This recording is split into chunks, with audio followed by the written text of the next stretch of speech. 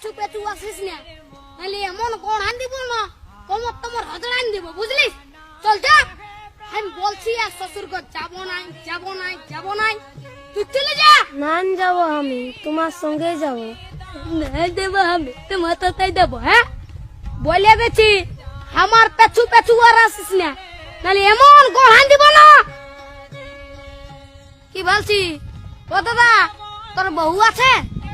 হ্যাঁ, নাই গো কেন?